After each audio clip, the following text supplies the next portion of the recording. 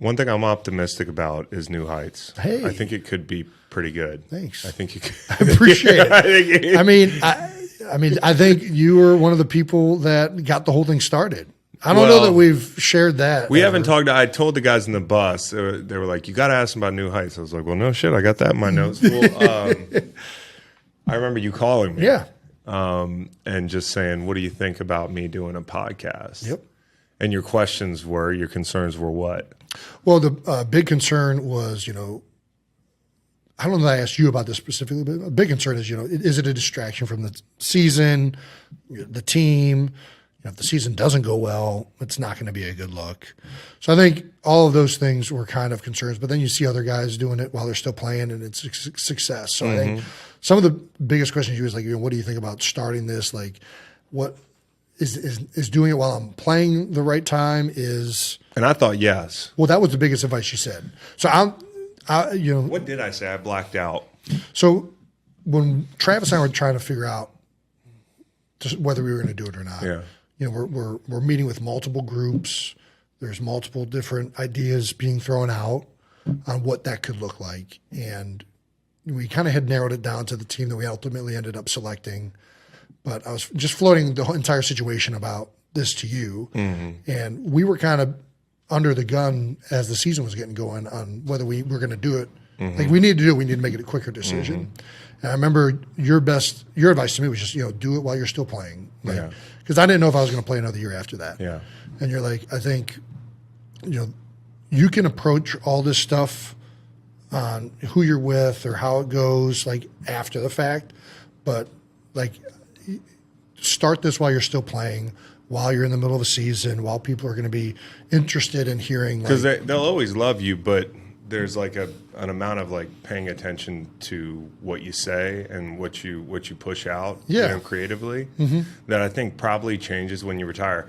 Now you'll always be a god here, and like you're a Hall of Famer and all that stuff, and I'll be all humble, but like it's a different calculus than when I was retiring. But I think also everything that makes you great ensured that you weren't going to be a fucking slacker or play bad or, show your ass or be a distraction. I mean, like, have you at any point felt like you were a distraction? Zero. If anything, I feel like I've been more engaged because I'm like having to follow more stuff from across the league to at least be semi-informed on things. Yeah.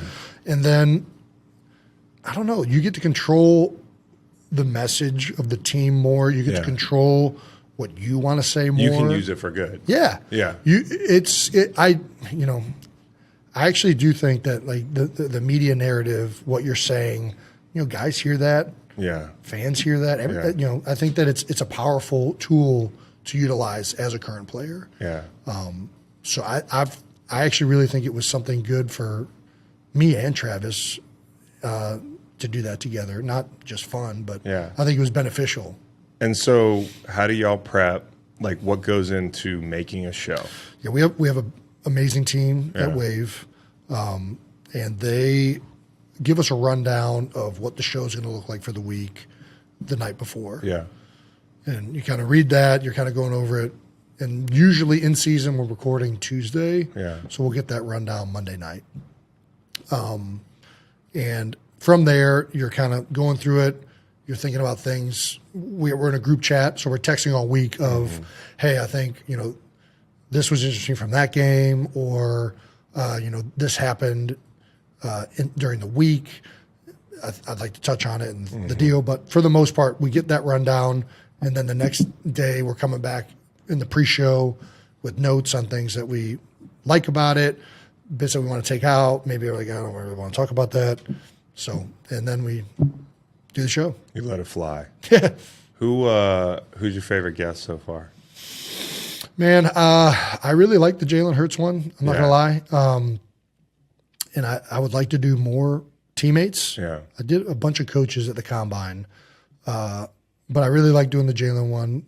And I thought that, I think he's a special person and player. So it was awesome for everyone else to see that side of him. Yeah. Because he's a very, in most media settings, he's a very buttoned up, like, dude, he's like this. Yeah, man. When I met him, I was like, man, he's just like this. Yeah, and it's not an act. Like, that's who he is. No, yeah. But I think letting him open up, show his personality a bit more, I thought was awesome. Yeah. And it was a joy to do that with Trav and him. I thought the Howie one was good. Roseman. Dude, Howie and our podcast team right after the show that we did with Howie, they're like, hey, if Howie ever wants to do his own podcast, like we will sign him in a second. He could do it.